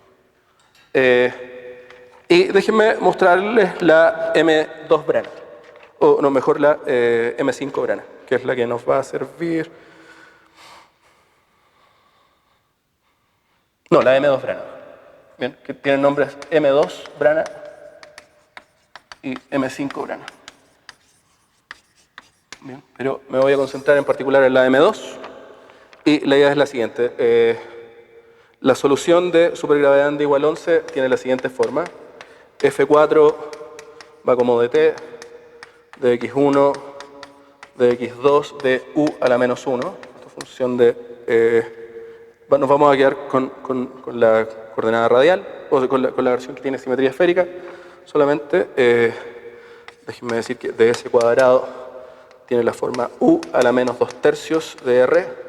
Hay una versión más general en donde aquí aparecen y direcciones, bien, pero me voy a quedar con simetría esférica, en el sentido que va a quedar claro ahora de qué esfera estoy hablando.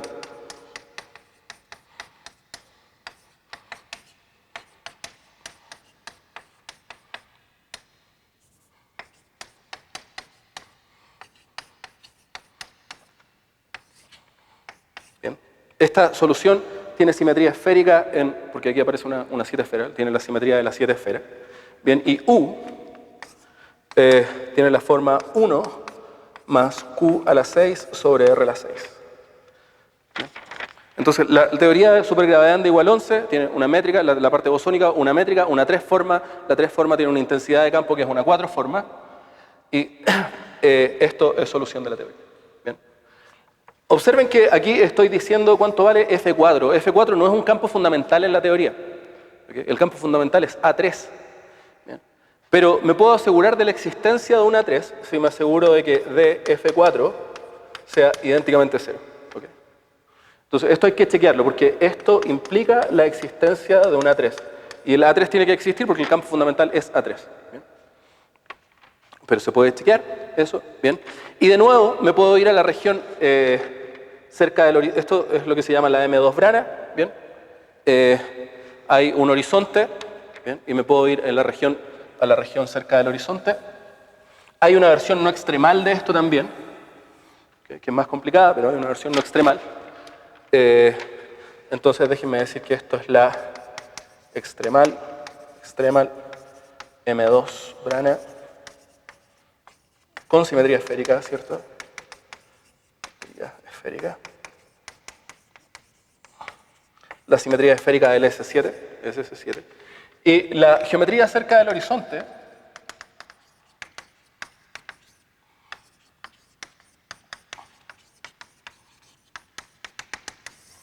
es la siguiente: ds cuadrado igual a R sobre Q, factor de menos dt cuadrado, más de x1 cuadrado, más de x5 cuadrado,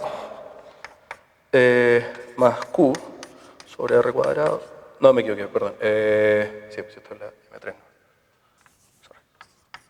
De x2 cuadrado. Bien. Más Q sobre R cuadrado. Aquí hay un R a la cuarta, un Q a la cuarta. Q cuadrado de R cuadrado más R cuadrado de omega 7. Bien. Y el U tiene alguna expresión, esa es la geometría cerca del horizonte. Me quedo con los términos que dan como 1 sobre R, porque quiero ver cómo es esta geometría cuando R va a 0. Y observen que hay un 1 sobre R cuadrado aquí y hay un R cuadrado que multiplica la esfera. Entonces voy a tener Q, un Q cuadrado, Q cuadrado de omega 7. Esto es una 7 esfera. Y después voy a tener una métrica, acá, que tiene un R cuadrado aquí, un R a la cuarta, no se parece a ninguna de las parametrizaciones de Schwarzschild, de Anti de Sitter que ya hemos visto, pero si ustedes calculan el tensor de Riemann de esa métrica, les va a dar que es constante negativo igual a menos Q cuadrado. Entonces aquí también va a aparecer un factor, y voy a tener una dirección 2, 3, 4, así que esto va a ser una ADS4 de radio Q. ¿Okay? Entonces la geometría de la M2 Brana cerca del horizonte del caso extremal lleva una geometría que es ADS4 por S7. El F4 tiene alguna forma no trivial, ¿cierto? Esto es no nulo. De la misma forma que para soportar Bertotti y Robinson uno necesita un campo de Maxwell para soportar ADS4 por S7 en supergravedad de igual 11, necesitamos un F4 no nulo. ¿Bien? Bien, y aquí tenemos nuestro factor ADS4. Bien. Y esta teoría, esta solución preserva cierto número de simetrías, lo tengo anotado por ahí antes, pero no recuerdo ahora, preserva cierto número de supersimetrías, perdón. No es maximalmente simétrica, porque, claro, aquí voy a tener el grupo de simetrías asociado al S7, el grupo de simetrías asociado al ADS4, ¿bien? Pueden contar el número de vectores de Killing, no es maximalmente simétrica, pero sí es supersimétrica, y me gustaría estudiar la estabilidad de este espacio, la estabilidad lineal, y tratar de ver cómo la estabilidad lineal de este espacio se correlaciona con la existencia de espinores de Killing en este espacio, como solución de la teoría. Bien. Si bien, tal como en relatividad general, esta es la geometría cerca del horizonte, esto resulta ser una solución completa de la teoría. Bien. La geometría cerca del horizonte, pero es una solución completa de la teoría. Y quiero perturbar esta solución. Bien. Y voy a mostrar dos tipos de perturbaciones. Y una de ellas en particular, voy a mostrarles igual que uno puede deformar estas 7 esferas. Y uno de esos dos, la perturbación de la versión deformada de las 7 esferas lleva a escalares con masa negativa acá, con m cuadrado negativo, perdón, con m cuadrado negativo. Y voy a usar ese argumento para estudiar escalares con m cuadrado negativo. O sea, la estabilidad de esta configuración, naturalmente, de la versión squash de esta configuración, naturalmente nos lleva a escalares con m cuadrado negativo propagándose en anti de Sitter. Entonces es por eso que la gente, desde el punto de vista del espacio-tiempo plano, no diría, ¿por qué voy a considerar m cuadrado negativo? ¿Bien? Pero cuando esto emergió de supergravedad de igual 11, la gente se preocupó de ese problema. Si es posible darle sentido a campos escalares con m cuadrado negativo propagándose sobre anti de Sitter. Desde el punto de vista de teoría de representaciones, eso es natural, considerar esos estados. Hay representaciones unitarias con m cuadrado negativo, pero desde el punto de vista de supergravedad de igual 11, de aquí vamos a ver que hay. Tenemos que hacernos cargo de ese problema igual. Bien. Eso, todo por ahí. Gracias.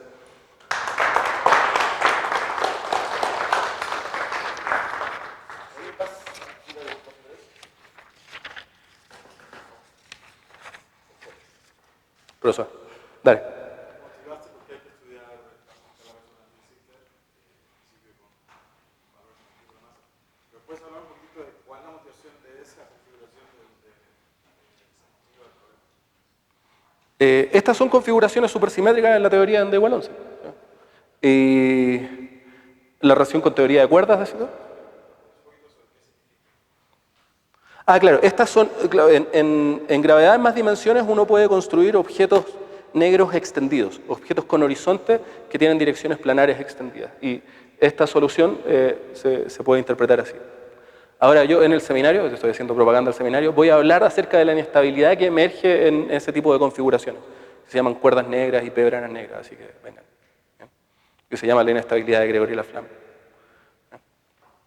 Eso. ¿Por ahí va la pregunta, no? Sí.